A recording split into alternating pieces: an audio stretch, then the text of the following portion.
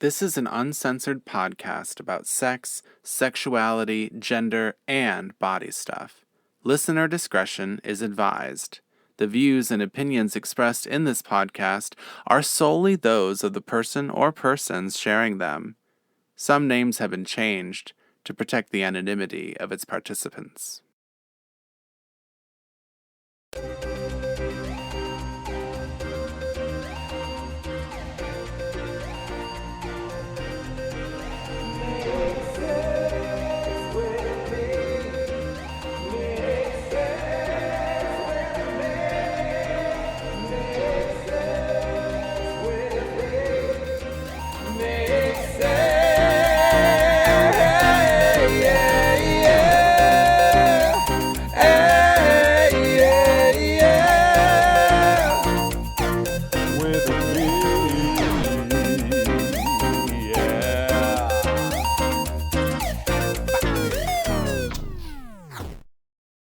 Hello, friends. It is I, Drew Micah, and it is the 4th of July.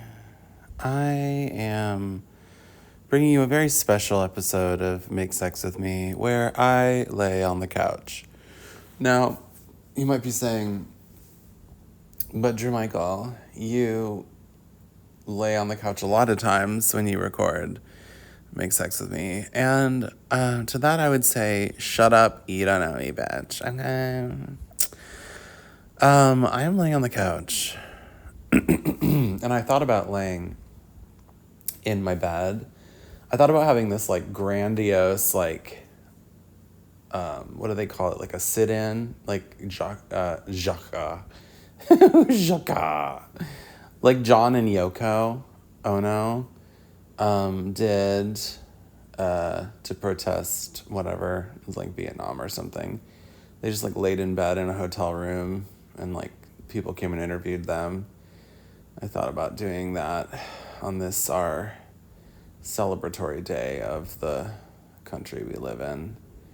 But the bed was upstairs and I've been laying on the couch and I couldn't make myself go upstairs. So I'm doing it here. Plus it's cooler down here. And I'm listening to the sound of the fireworks, as it is now dark enough for the fireworks to happen. And you might hear them, and I hope you do, because it'll make it seem to make more sense that I waited until almost 10 p.m. to record on a day that I'm supposed to release this episode. I went out and got drunk last night at a gay club, which was really fun, and met some really cool people, and danced. Oh, did I dance? And I wore this beautiful little, like, shiny, shimmery skirt that looked like it was, like, 1995, like, dipped in oil. Like, it was just, like, really metallic-y. It was really cute and silky, and I felt so comfortable in my little skirt. And I drank 7 gin cocktails, maybe. I'm not really sure. It's pretty bad. And then I woke up this morning and just didn't really have the will to be alive. I just didn't have the will to be awake. I didn't want to be dead, but I just emotionally couldn't handle being awake. So I didn't. I took a pee. I sat on the toilet for 20 minutes peeing. Well, I peed for 5 seconds, and then I sat there for 20 minutes staring. I actually don't even think I had my phone in my hand, so I think I was just staring at the wall and like daydreaming. And then I said, nope, this isn't gonna work. Got back in bed, my head was hurting, drank some water, took my pill, got back in bed, and the next thing I knew, it was 3 p.m. And I was like, oh man, it's time to masturbate. That's actually what happened. I thought about masturbating at 10 a.m. and just said, and this has happened several times now, I feel like it used to be a thing of like, oh, I really, really want to masturbate, but I'm so tired.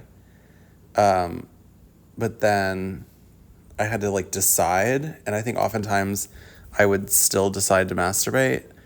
But lately, there's been several times now where I'm just like so tired that I just don't even want to masturbate anymore. I'm like, I could, no, I can't. I gotta go to bed. And I just roll over and I'm snoozing like within 20 seconds. So that's my life, y'all. I have a few things I want to talk about today. And I'm glad that I get to talk about these like kind of sad, depressing, sad, personal stories on a day that's supposed to be like, yeah. Everyone else is like, oh my God, I love it. I love America. Thank you so much, America. I love you so much. Wow. And I'm like,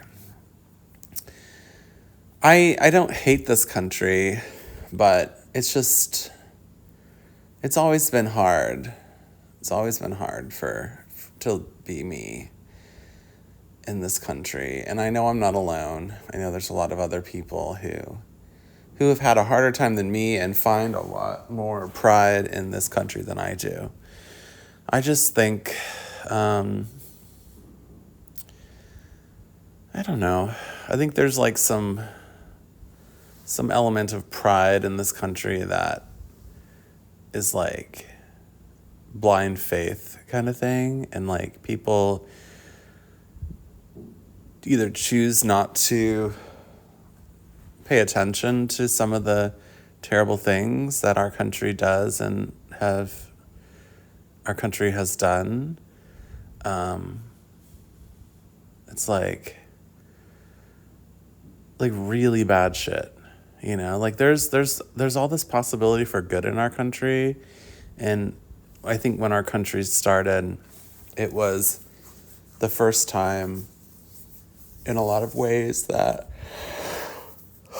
a lot of possibility was there to really do things different and make this country a better place. But pretty much right off the bat, they just made some really shitty decisions. And so, yeah, we weren't great ever. You can't make something great again that never was great. I mean, there's greatness, but I think you have to look at individual communities and, you know, you have to really do your research. Like, overall, are we a great country? No. We're not greater than anybody else, but we also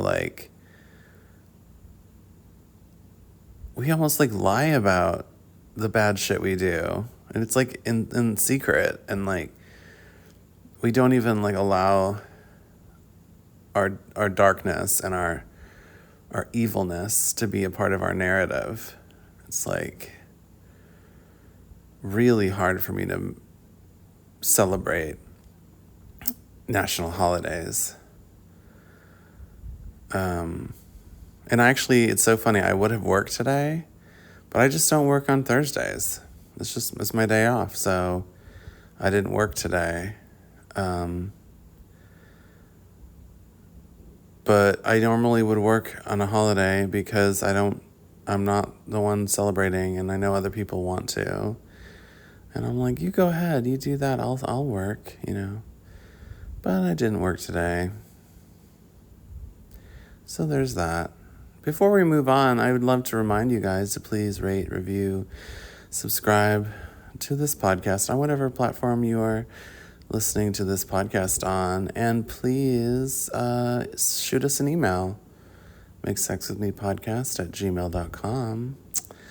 I would love it. Oh my God, is my voice so relaxing right now? What if I just fell asleep in the middle of recording this? P.S. This is going to be like a shorty because all I want to do right now is lay on this couch, eat pizza, and watch American Dad. And I've seen probably every episode of American Dad, but I just really want to be mindless and stare. You guys know I love you because it took everything. It took everything. I got off my couch, I walked my dog, and I said, okay, we're gonna fucking make this recording. You're gonna publish it. It's gonna be so good. And thank God my laptop is down here. I can publish on my laptop. I don't have to go upstairs. Life is just really good. America's great. I love America. So here's what I want to talk about. There's a couple things I want to talk about. There might be 3 things, but I only remember 2. But I do have some notes, so we'll check our notes in a second. Okay, so this first thing is I was at work the other day and was doing my job and looking probably like a hot mess because do you guys hear the explosions?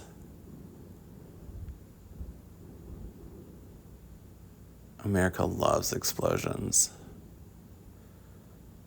I was looking a hot mess at work the other day because I don't know, I think since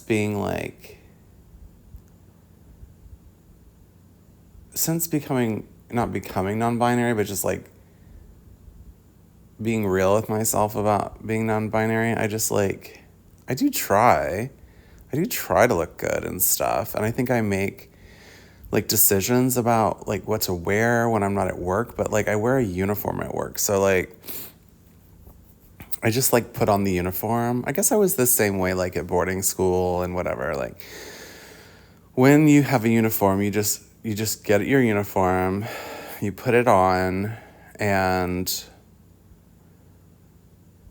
you go to work, and you just like try to make your hair look okay. And like lately I've been saying like, oh God, like I want to get promoted. I need to like shave my face, whatever. So I may or may not have shaved my face. I'm also growing a mustache for this play I'm doing. So I'm trying to butch up a little bit for my play and look more 1970s period. I'm trying to look like a 1970s period. I don't know what that must have looked like. They probably had huge pads back then. So anyway, I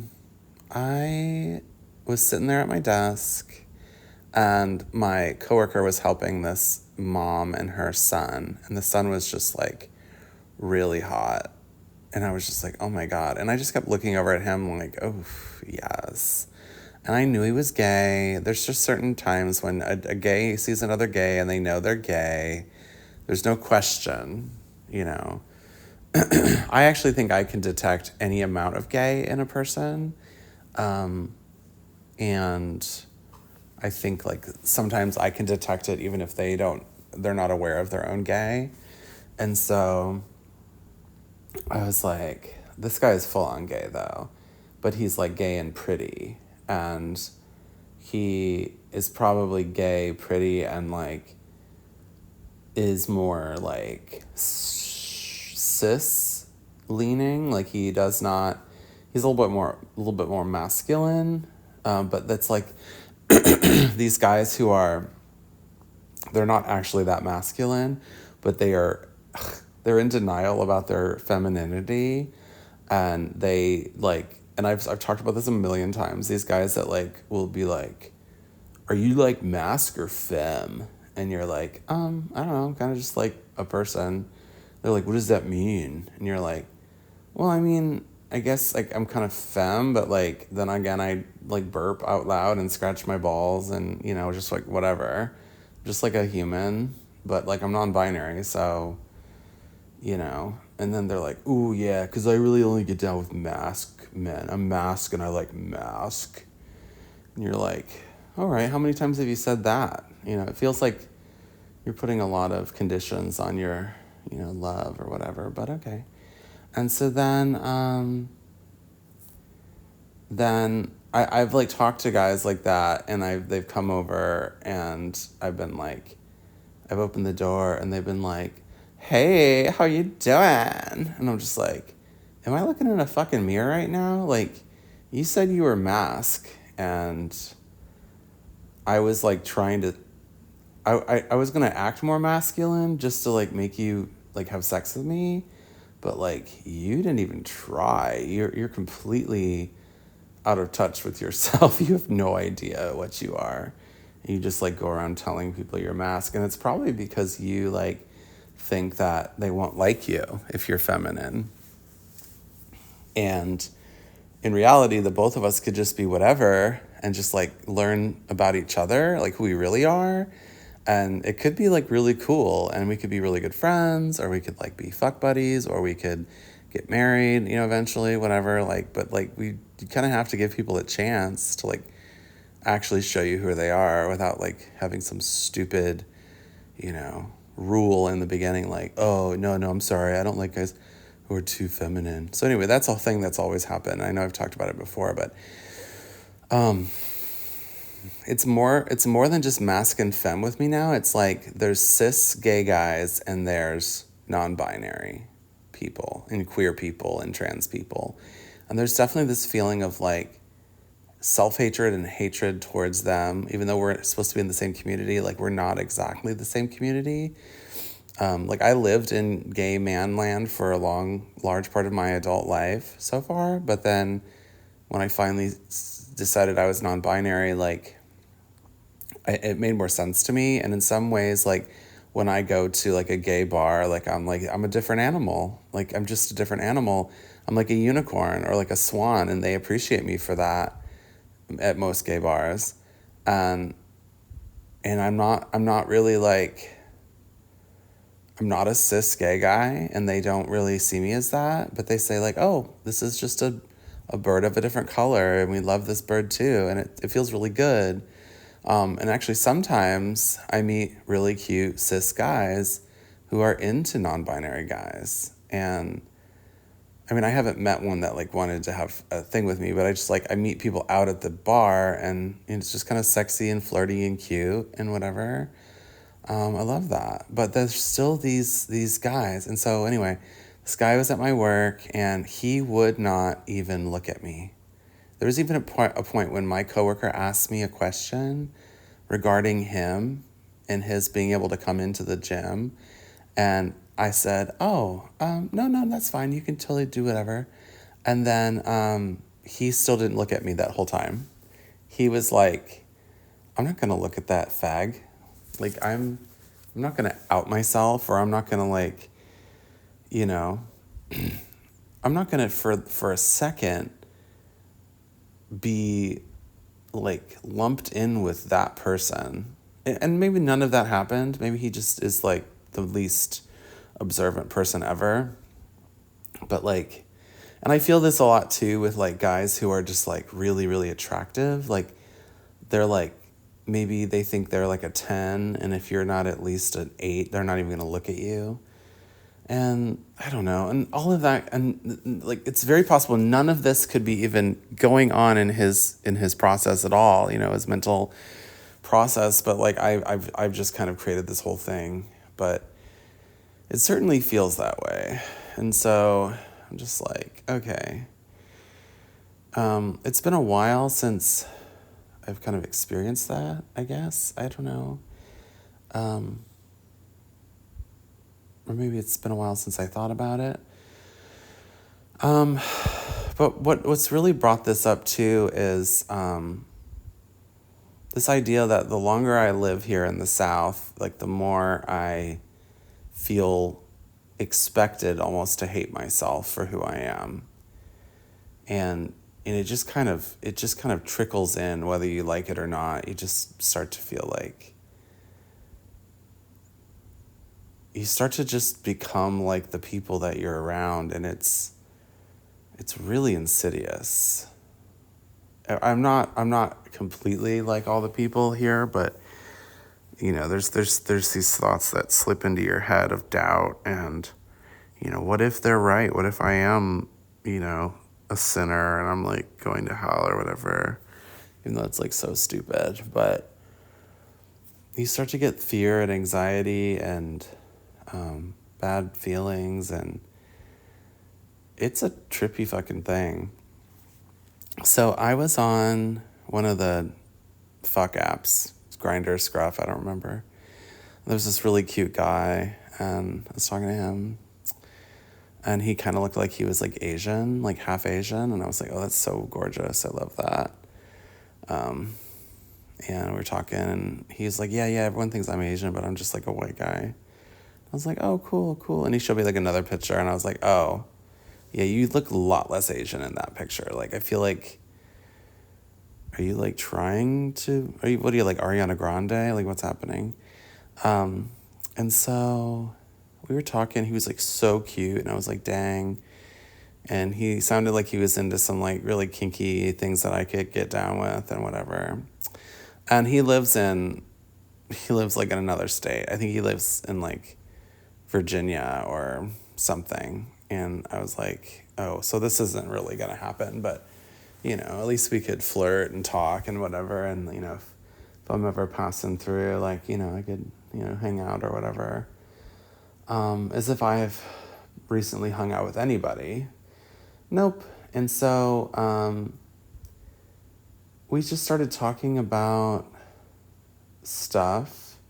I mean, obviously, like, there's certain things you're not supposed to talk about with a person you've just met. Like, you shouldn't bring up religion, politics, family shit. Like, just, like, keep it light, keep it fresh. Like, don't go into anything too inflammatory or deep, like, from the get-go or whatever. Because it's just, like, this isn't there yet, And it's almost like if someone does jump into those territories, like, when you're first meeting them, it's almost like, oh, yeah, that's a total overshare, I don't know. It's not like a deal breaker, but it's something you need to like be mindful of. Like, is this person willing to just like make their problems your problems, like when they don't even know you? Or like, I don't know. Obviously, if you meet someone and they're having like the worst day of their life and they can't help but like cry or like need someone just to like give them a hug or something, that's different. But like, if this person, every time they meet a new person, is like, so my life's terrible because, and they start listing off all these things, you're just like, yeah, that's a red flag. Like, you need to not tell every single person the most like intimate details of your life. Like, you're not gonna find any benefit from doing that. And the people you tell that to are either gonna be like repulsed, or they're gonna be like attracted to you because they want a person who overshares and like is willing to give up their power entirely to another person. And then you've got these people who have your power. They want your power and they have your power. Well, that's a different subject. Anyway, none of that happened. But we started talking about like non-binary shit. And I kind of want to like look up like what he said. Okay, I hope you don't hear my fingers tapping on the phone, but you might. And if so, just know it happens to everybody. Everyone has tappy fingers sometimes.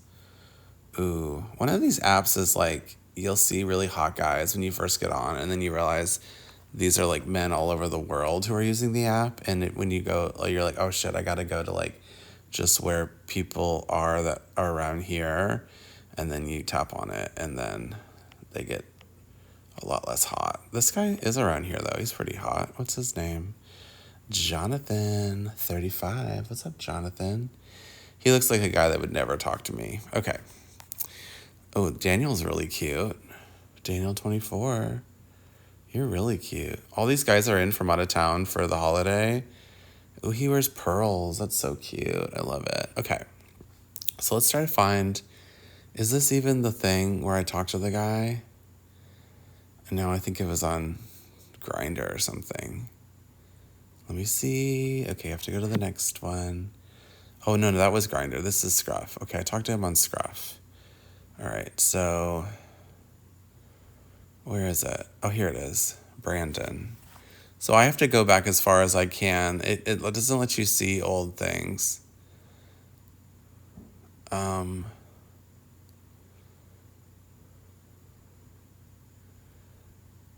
I said something like, I'm the only queer person at my entire work.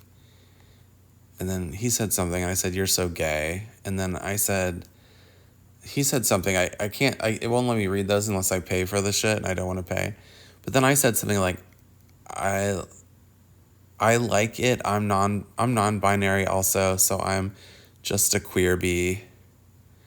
And then I said, I basically accept all terms and pronouns. I don't even care if people call me the correct name. He said, LOL. He said, I don't really practice the whole gender ideology thing. Seems all kind of made up to me, but I love that for you. So in my mind, at first I thought like he was like, he's like, I don't practice gender ideology. I thought like, oh good, so you don't believe in like that the binary is real and like we don't need to pretend anymore. And then but then he said, but I love that for you. So then I was like, okay. And I said, I mean, gender is made up entirely. And he said, absolutely. He said, sex is real, gender is a social construct. And I'm like, oh my God, we're totally on the same page. What did he think I meant when I was saying the previous things? What did he mean by I love that for you? And then he said, why identify as not a man? You can still be a man and not adhere to strict gender roles. So then it's like, okay, so that was kind of anti-trans. Like, why identify as not a man? You can still be a man and not adhere to strict gender roles. It's like, okay, well, some people don't believe they're a man, and they shouldn't have to believe they're a man to make sense to you or to make you feel comfortable with yourself. They can do whatever the fuck they want. Why even ask that question? And then he said, I said, all there is in the world is UPS or FedEx. That's what I was making a joke because he works for UPS. He said, I think the sooner we free ourselves of gender, the world will become a better place. Which sounds great. But then I said, I don't think that we ever will, but we can free it up a lot more. I was like, we're never going to get to that place. Like, are you kidding me? Have you talked to anybody ever? And he said, I just think it's more empowering to be a masculine woman or a feminine man than to say you're neither at all. He said, truthfully, I feel like a lot of these young non-binary kids have done irreparable damage to the gay community. He said, Fox News runs wild with the shit, and in turn, more people become homophobic. So he's blaming non-binary people and queer and trans people for haters, hating on everybody. And by the way, gay people aren't even under fire right now. It's all trans, queer, non-binary people that are under fire like right now. I mean, it'll change like the wind, but like, you know, we certainly have done nothing to damage the gay community. That was so insane. And I said, that's an interesting theory. I said, I think bigots are bigoting no matter what. I said, Fox News only works if there is someone to throw under the bus. It's not drag queens' fault or non-binary kids' fault or women's fault or black people's fault. People are all sorts of things, and a few people don't like. I said, and a few people don't like. I don't know what I meant by that. He said, of course. He's like, I agree with all of that. He said, but public opinion on the gay community has fallen in recent years. And I'm like, but why blame the victims? Why blame the victims? Why not look at all these terrible Christian nationalists who their goal is just to like basically have money and power?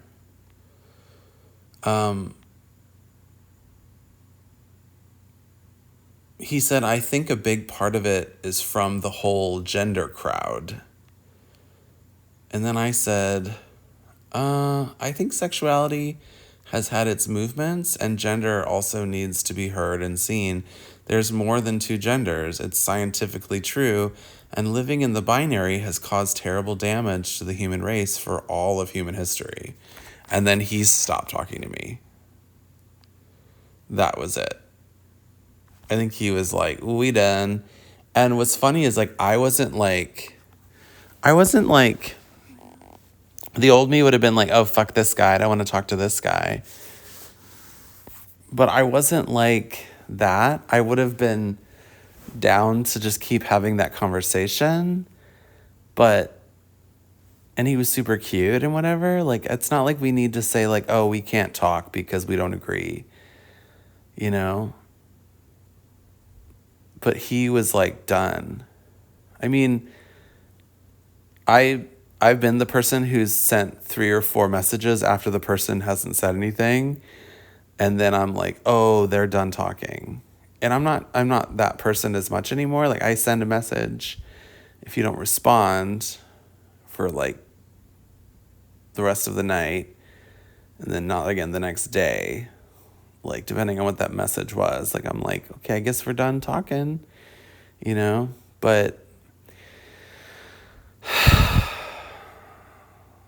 it was just so insane.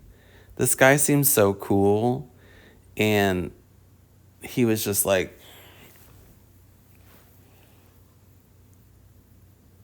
it was weird. It was weird that he was basically just like triggered by me saying I was non-binary, it seems like. Like I was just like, yeah, I'm non-binary, and he was just like, oh man, you know, that's the problem, like, you know. But he didn't say like you're the problem, but he was talking about people like me, and I was just like,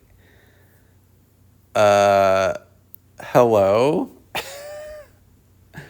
How are you being rude without thinking you're being rude? Like how do people do that? How do they?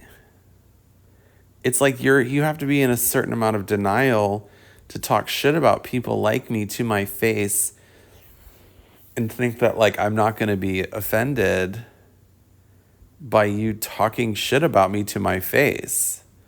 You know? It's like very interesting.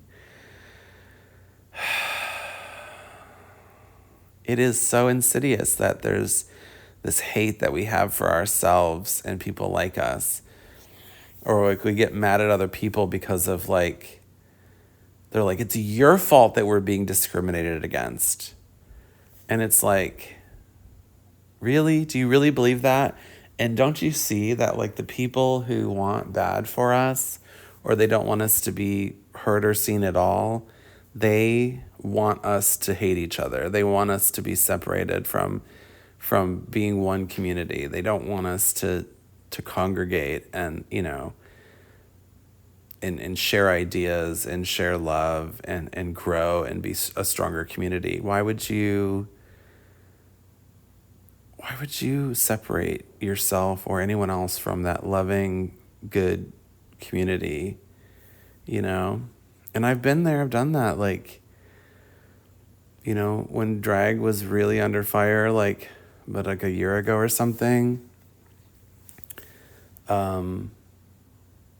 my organization in my town was like, we are being confused for the organization that's in town that does drag shows, and we're not them, and we don't do drag shows.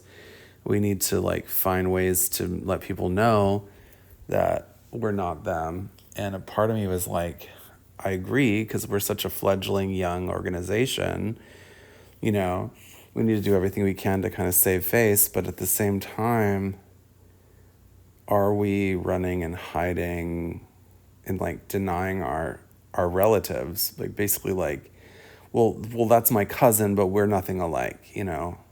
Was there a little bit of that there too? Like they're being persecuted, we're not them, don't persecute us. There was a little bit of that. And I know that everyone on the board of my organization was like, and it's PFLAG, and I don't know, I have to like hide it. Not like all of PFLAG, but just our chapter. I know we were all mindful of what we were doing and what it felt like and what it looked like, but it was like we have to make diplomatic decisions at times. So it was difficult, and of course, we're working on our connections, our network now in a way that's, I think, going to strengthen it overall. But it's just the powers that are at B that want us to not succeed. They want us to turn on ourselves. They hate us, and they want us to hate ourselves as much as they hate us.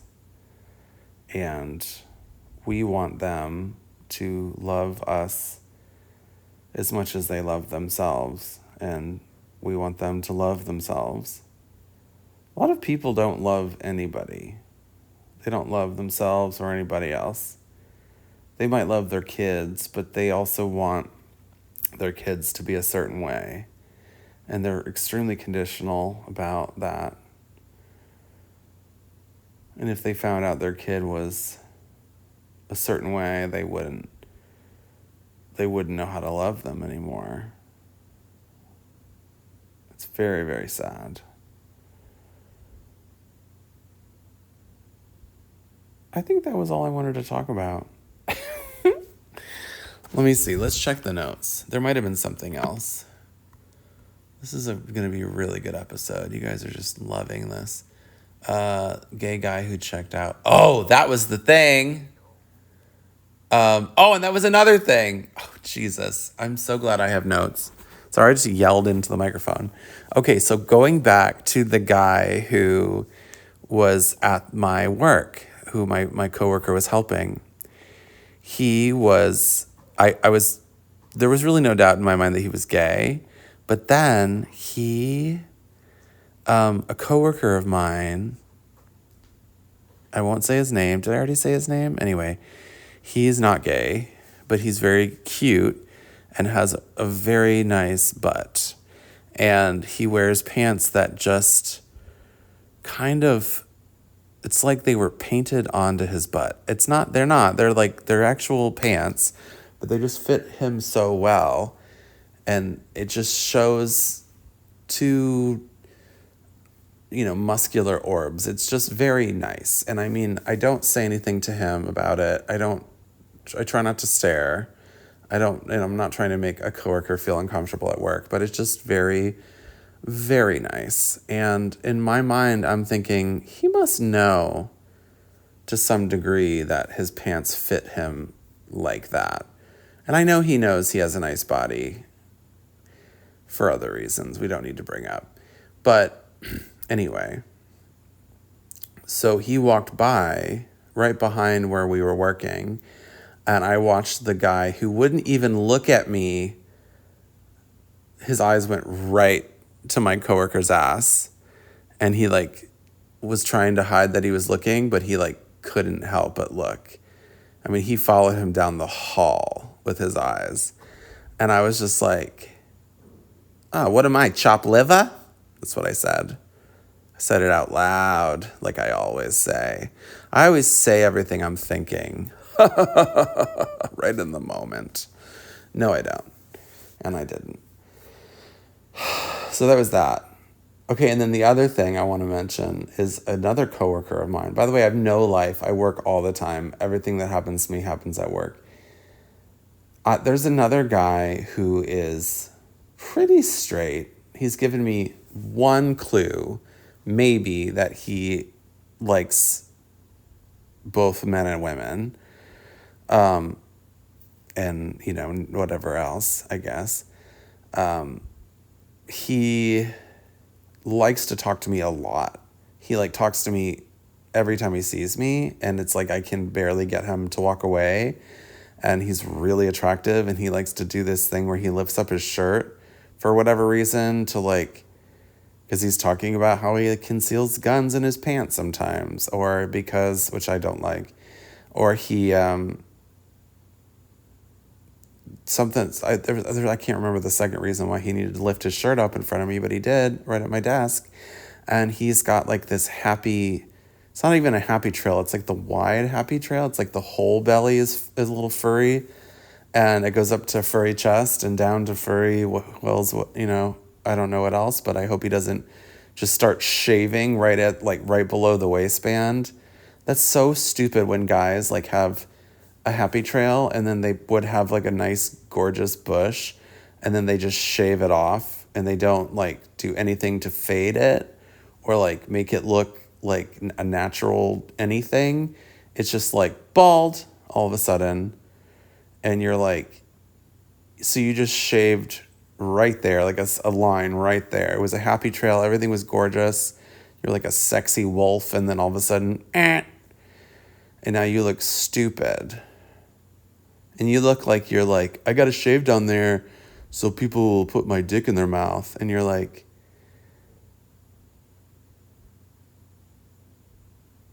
that's a gross assumption. Like, we're not going to put, when I go down on you and I see you've shaven yourself like an idiot, I'll probably still put your dick in my mouth because I'm a slut. But like, I'm just kind of like,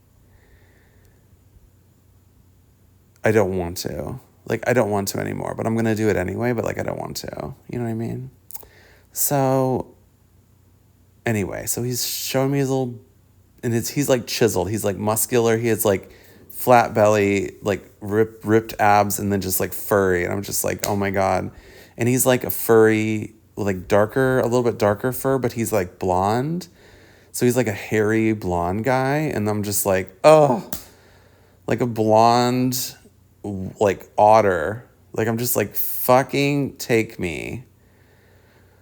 Anyway, he says a lot of things that I don't agree with. Like he just loves the Second Amendment, and he's a bit of a prepper. Like he thinks end times are gonna come and he needs to be ready. And I'm just like, oh God, but you're so fucking hot. Anyway, so he was talking to me forever the other day, and my coworker, my coordinator, was like, you know what, I can't with this. This guy, every time he comes up, he talks to you forever. She's like, first of all, you can't be just sitting here talking to a member for that long. Like they got to keep moving. Like you got to find a way to be like she's like, why don't you just ask him out? He obviously is into you. Why don't you just ask him out? And I said, are you kidding me? Like, this guy does not want to go on a date with me. She's like, I don't know why you do this. And I'm like, what are you talking about? She's like, you have all these men come up and talking to you all the time. They all love you. And you just, she's like, you play hard to get.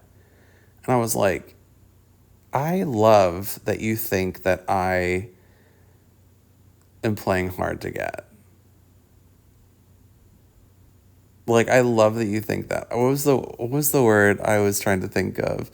I love that you think I have that much, it's like choice in the matter, or, I don't know if the word autonomy works there, but like it's just like I don't get to decide if these guys go on a date with me. Like, and I'm almost positive that if I asked these guys if they wanted to go on a date, they would say no. Like, I don't think these guys, if they like me, I don't think they know what that even means and how to make that work. It was just like so funny that I was like, you think I don't think the word is autonomy that I'm looking for. I can't think of the word. I think it starts with an A. Anyway, it was just so interesting. And I was like, and there's a lot of ways that this particular coworker like doesn't really get my life. It's kind of like, she's kind of like a mom or an aunt that like loves me and cares about me and is with me all the time, but like doesn't really get what my experience is. And if I try to like voice my experience, it's just kind of like, whatever. You're like, you young kids, like whatever. And it's like, I'm almost 40. Like, what are you talking about? So that's my America. Make America gay already. That's the name of the episode. Now it is. Or something about like the gay agenda. My American Gay Agenda. I actually thought about that in the shower this morning. No, I didn't take a shower today. When did I think about this? It must have been yesterday. I've been meaning to record this episode. It was partially premeditated. Is it bad to order pizza at 10 p.m.? Is it? I don't live in New York. Everything closes down at 9 here. The only place that could deliver pizza is obviously Domino's. I might do it. I've already had one blowout because I ate ice cream earlier and a bunch of nacho cheese. Can I afford a second blowout in one night? Maybe. You guys, thank you so much for tuning in. I hope that you are safe. You have not been burned alive by fireworks or, lost any fingers. And I hope that you are redefining what it means to be a patriot. Everyone can be a patriot, not just Trumpers. And I hope you guys vote for Joe Biden. I'm so sorry. Just say that. I think it's the only choice we have. And I hate that so much. I would be voting green or something else if it weren't for fucking Donald Trump. I know that every single election they try to make it sound like this is like life or death. And every single time they say that, I just think like, people are so stupid. Like, recognize patterns, please. But I honestly, in my 38 years of being alive, I have never been more scared about an election than I am this year. I mean, at least the last one, we had Trump for 4 years, and we were like, we really didn't want another 4 years, but we were like, I mean, at least we're used to it at this point. But now we've had 4 years off, and I'm just like, I can't go back. I can't go back. Absolutely can't go back. And like a president's second term, I feel like they always do so much more because they're not trying to be reelected anymore. They can do fucking whatever they want in their second term. Not whatever they want, but it's a lot more prolific. And it sounds like everything that Trump and his people want is absolutely terrifying for me and the people I love and care about. And like, I might actually have to seek asylum in a different country if Trump's reelected. Like, and I'm not even saying that to be funny. Like, I don't know what the future holds if Trump is reelected. It's very scary, and I don't say that to try to fearmonger anyone else. I just want people to, if you don't know about,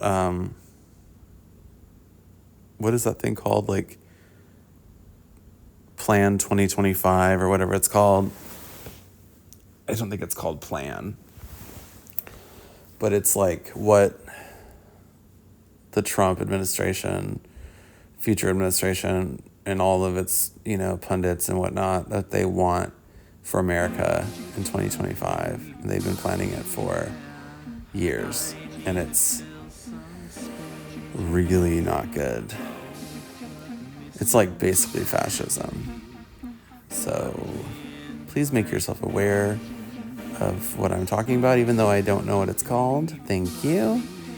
And I hope you guys are,